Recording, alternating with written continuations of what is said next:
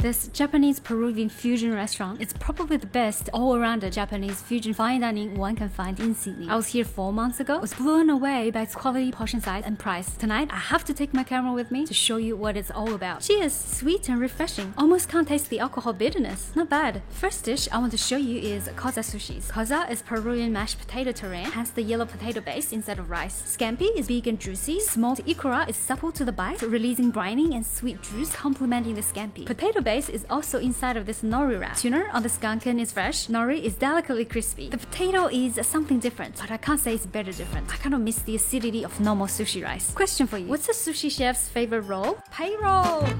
This is empanada bites. Crunchy on the outside, creamy inside. The more I chew on it, the more intense Parmesan flavor becomes, overpowering everything else. A little too cheesy and salty for me. This salad, unfortunately, isn't as good as the one I had last time. Leaves are a little bitter, but I will eat you because you're healthy. With these 2 dishes, I don't recommend. Next, the 5 dishes I do recommend. Ranking at number 5 is this matcha alfajor. Alfajor is a traditional confection in Peru. It's biscuits with sweetened caramelized milk as filling. In this case, they've added matcha flavoring, which is a common Japanese dessert ingredient. Filling is caramel gelato. The biscuit is sweet, airy, crumbly, providing crunchiness, while the flowy caramel creaminess fills its airy pockets, giving it moisture. Such a classic combination for desserts. Ice creams make the best journalists. You know why? Because they're always getting the inside scoop first.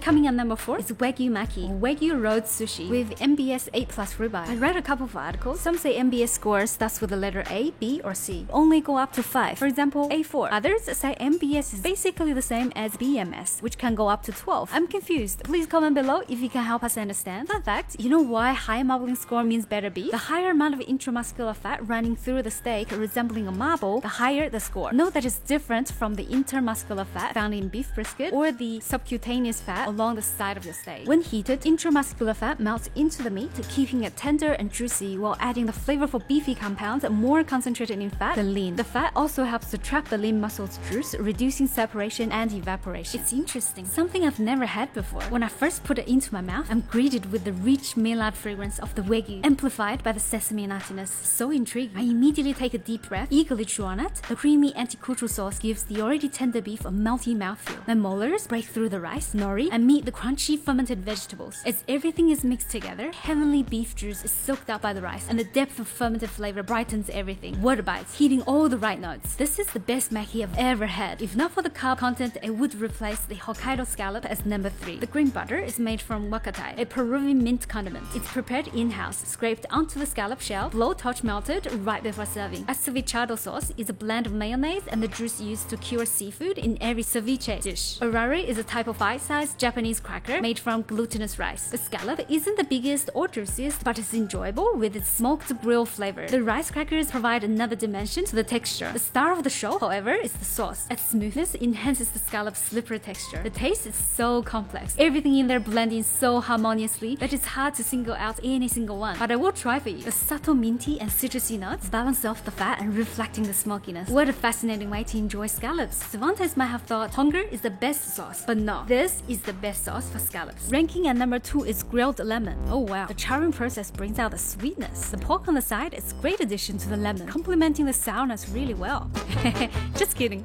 This is chuleta de cerdo, pork ribeye. Great portion size. Curebuta pork is 3 times as expensive as commodity pork. I've had a curebuta pork roll before. Curebuta ribeye is my first time. It tastes sweeter than normal pork, also has more intramuscular fat, giving it a succulent mouthfeel. Look at how soft this is. Last time we had lamb as the main. It was so well cooked. We ordered a second serving. I wouldn't order another one of this pork, but it's eye-opening. Definitely the best pork steak I've ever had. Coming at number 1, yay! It's the ceviche de popo, or octopus ceviche. Goma is sesame seeds in Japanese. Leche de tigre literally means tiger's milk.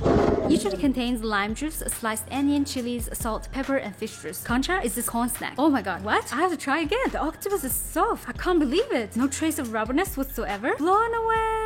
These aren't thin slices, these are chunks. How do they do it? I went home and did some research. Typically, octopus is boiled for 30 minutes before being cured in tiger's milk for 2 hours. But is this all they did? Some also use a sous vide machine going low and slow. Others massage the octopus 500 times to break down the interconnective tissue. My hats off to you, chef. Diced veggies are refreshing. The crunchy concha provides contrast to the seafood's texture. The sauce is full of umami. The piquant tanginess seasons the octopus splendidly. What a dish. This is the tenderest octopus I've ever had in my whole entire entire life. So many firsts at this restaurant. Almost everyone at the table were caught off guard by this dish. We couldn't stop praising it even after we had left the restaurant. This is 8 courses. Some of the dishes aren't as good as last time. Will I come back again in the future? You ask. Hell yeah. Look at the wow factor, the portion size, and the price. Only $88 per person. It is still my favorite fine dining restaurant in Sydney.